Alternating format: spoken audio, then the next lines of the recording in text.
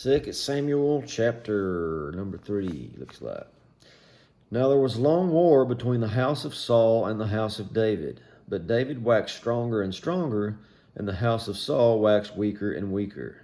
And unto David were sons born in Hebron, and his firstborn was Amnon of Ahinoam the Jezreelitess. His second was Chileab of Abigail, the wife of Nabal the Carmelite. And the third Absalom the son of Maacah, the daughter of Talmai, king of Geshur. The fourth Adonijah, the son of Haggith. The fifth Shephatiah, the son of Abital. The sixth Ithream by Eglah, David's wife. These were born to David in Hebron. And I don't know how many kids it is there, but looked like every one of them had a different baby mama. It says, And it came to pass, while there was war between the house of Saul and the house of David, that Abner made himself strong for the house of Saul. And Saul had a concubine whose name was Rizpah, the daughter of Aiah. And Ishbosheth said to Abner, Wherefore have you gone in unto my father's concubine? Then was Abner very wroth for the words of Ishbosheth, and said, Am I a dog's head, which against Judah do show kindness this day unto the house of Saul thy father, to his brethren and to his friends? And have not delivered thee into the hand of David, that you charge me today with a fault concerning this woman? So do God to Abner, and more also, except as the Lord has sworn to David, even so I do to him. To translate the kingdom from the house of Saul, and to set up the throne of David over Israel and over Judah, from Dan even to Beersheba. And he could not answer Abner a word again, because he feared him. And Abner sent messengers to David on his behalf, saying, Whose is the land? Saying also, Make thy league with me, and behold, my hand shall be with thee, to bring about all Israel unto you. And he said, Well, I will make a league with you, but one thing I require of you, that is, you shall not see my face, except you bring Michal, Saul's daughter, when you come to see my face.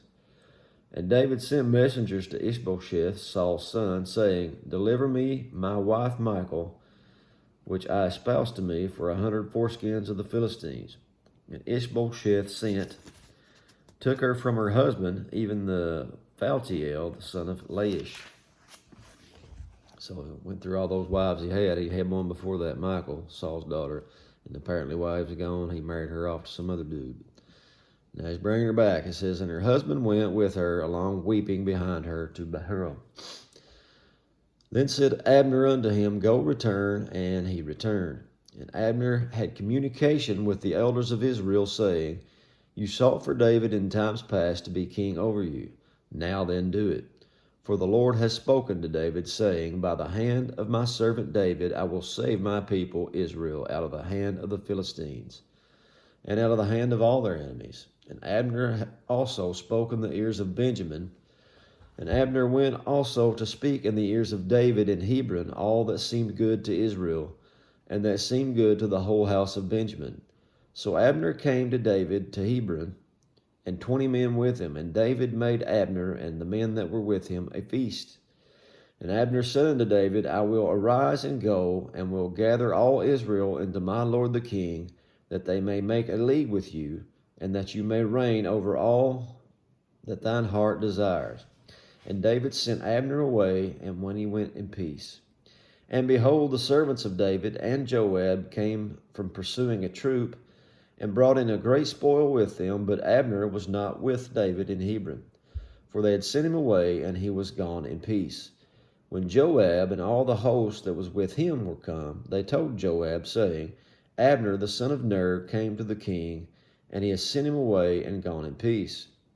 Then Joab came to the king and said, What have you done? Behold, Abner came unto you. Why is it that you have sent him away, and he is quite gone?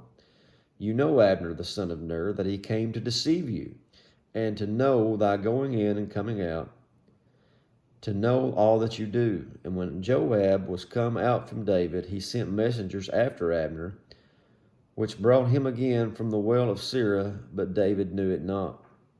And when Abner was returned to Hebron, Joab took him aside in the gate to speak to him quietly, and smote him under the fifth rib, that he died for the blood of Asahel his brother.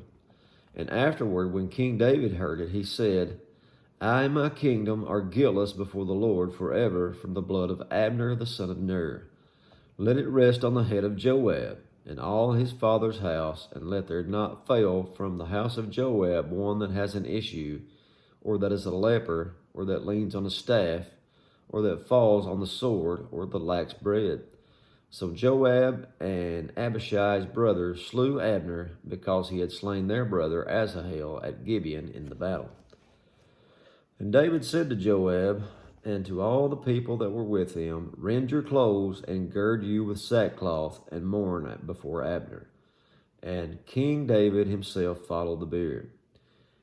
And they buried Abner in Hebron, and the king lifted up his voice and wept at the grave of Abner, and all the people wept.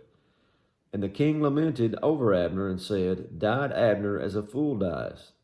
Thy hands were not bound, nor thy feet put to fetters. As a man falls before the wicked, so fell you. And all the people wept again over him.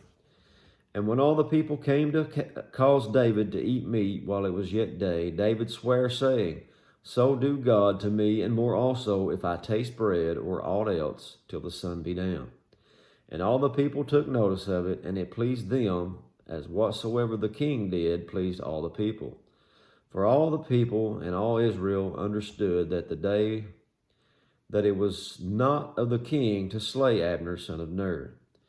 And the king said unto his servants, Know ye not that there is a prince and a great man fallen this day in Israel? And I am this day weak, though anointed king, and these men, the sons of Zeruiah, be too hard for me. The Lord shall reward the doer of evil according to his wickedness. That's it for chapter 3.